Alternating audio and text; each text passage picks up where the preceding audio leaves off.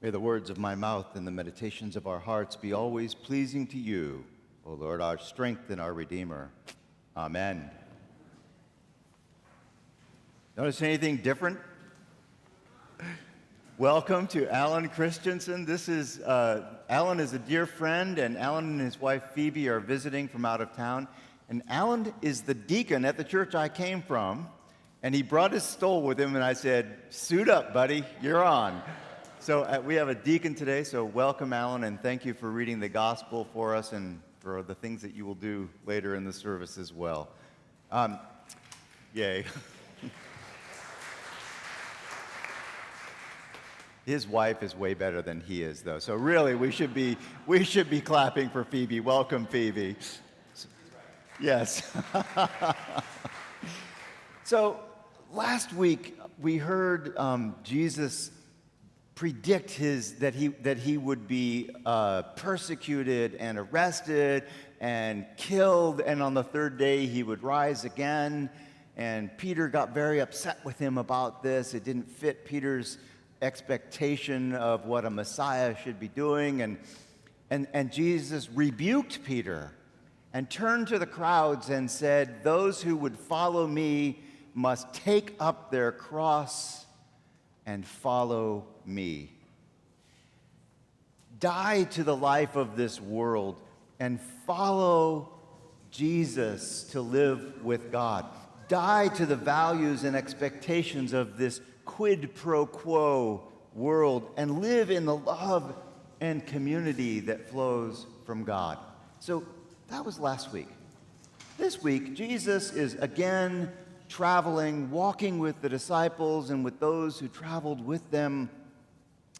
And he again presents this prediction. He says, "I will be arrested and killed on the cross, and on the third day rise again." But this week there's this huge and stark contrast, because Jesus is teaching that he will be arrested, killed, and rise on the third day. And while he's doing that, the disciples are over here arguing about who is the greatest. Now, if you're asking who's the greatest, you are definitely operating by the rules of this world. Remember that last week I said that in this world, we tend to think of life as something that you go out and get, something that you can earn and deserve, or something that you can win.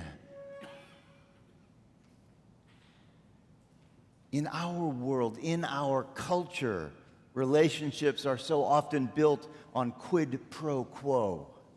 There have to be winners and losers, and there's never enough. So you always have to be striving for more. It's no wonder we're so anxious so much of the time. There's never enough.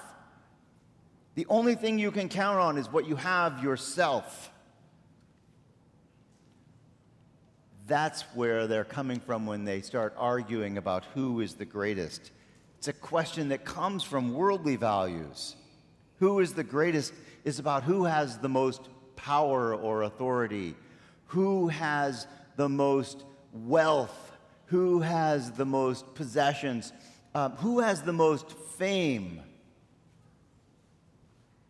Jesus' response this time is different than last week. Last week he rebuked Peter. This week he sits down among the disciples. He takes the posture of a teacher.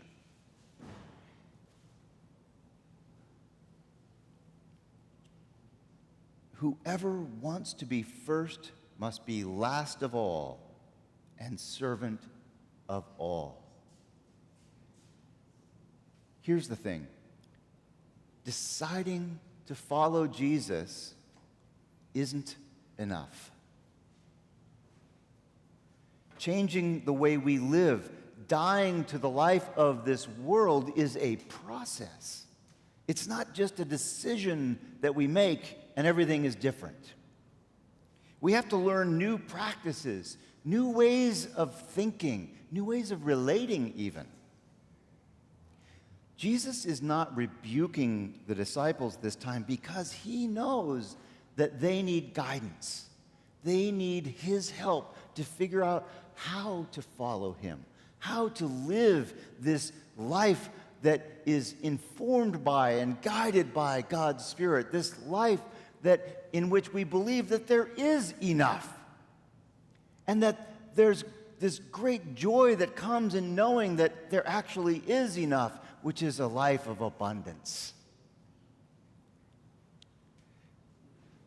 The call to take up your cross is dramatic, and the world around us does not want us to live that way.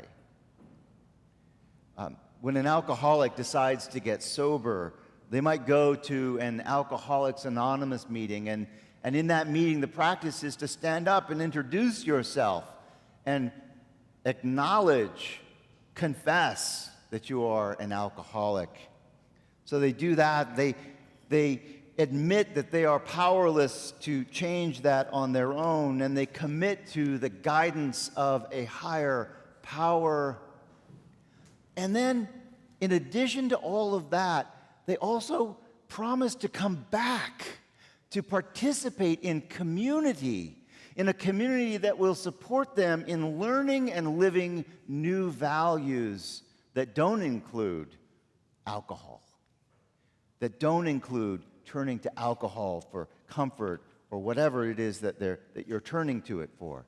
So taking up your cross, dying to the life of this world to live in God's kingdom is every bit as dramatic a change as stopping drinking for an alcoholic, or stopping smoking for a smoker, or stopping using for an addict. Living a new life in a new way by following Jesus takes much more than willpower. I mean, willpower is good. It's good to want something. It's good to intend it. But willpower alone doesn't get us there. It takes community to get there. It takes support. It takes learning new skills, new practices, like worshiping in community or saying grace before meals. Setting aside time for prayer each day, whether that's time in silence or just a prayerful walk. Giving to your church and giving to causes that matter. These are practices that form us, that move us in the direction that Jesus calls us to. Here's a good one. The next time someone annoys you on the road, try praying for them instead of flipping them off. There's a Christian practice for you. It's actually life-changing. It's worth laughing at, but oh my gosh, it is such a good discipline. Pray for them. Pray that they get there safely, wherever they're going. And here is a very key practice, an important practice. Seek to see the image of God in others. Recognize their humanity. I think that's what Jesus was telling the disciples when he sat down among them and took a little child and put it among them. And taking it in his arms, he said to them, "Whoever welcomes one such child in my name welcomes me, and whoever welcomes me welcomes not me, but the one who sent me." He took a child, placed it among them, and then hugged that child and said, "Welcome this person." That would have shocked his disciples. If it didn't shock them, at least it would have confused them, because in first century Palestine, that was not normal. A child of 7 years old was more likely to die before they reached 10 than not. And so today we cherish our children and treat them as the precious beings that they are. And part of that is because we can, because they are more likely to survive until adulthood. And so when Jesus puts a small child among the disciples, he is putting someone who would basically be invisible into their midst. Someone who would not normally be even seen. You know, this isn't as far-fetched as it may seem. It's not that they didn't love their children. They were human beings. Of course, they loved their children. But I remember, even in my childhood, being told that children should be seen but not heard. Okay? They had their place. That's what I'm talking about. Take that and amplify that. That's what I'm talking about. So whoever welcomes an invisible person welcomes Jesus. Is that really what he's saying? Who's invisible today? What did you say? The homeless, people without homes. Yeah. You look at them, and do you see a human being or not? It's so easy not to. Who is invisible today? Is it the immigrant struggling to learn the language, not speaking clear English? Is it the person without a home? Is it the teller at the grocery store when you're in a hurry and you just want to get through the line? Now, those are pretty easy and obvious answers, and we can be proud of ourselves when we notice these people, but what about people who are invisible all around us, or people who are invisible right here in this room right now? Is there someone around you whose name you don't know? Have you ever not said hello because you couldn't really remember their name? Who do you avoid saying hello to? The thing is, I know that's a trivial example, but we all want to be known. We want to be known. And then when someone remembers our name, it matters. It feels good. We don't generally get mad at someone for not remembering a name. It's not bad, but it sure feels good when they do. So where are your name tags?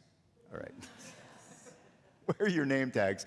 There's a bunch of you who's, if I greet you with a generic greeting, it's probably because I can't remember your name.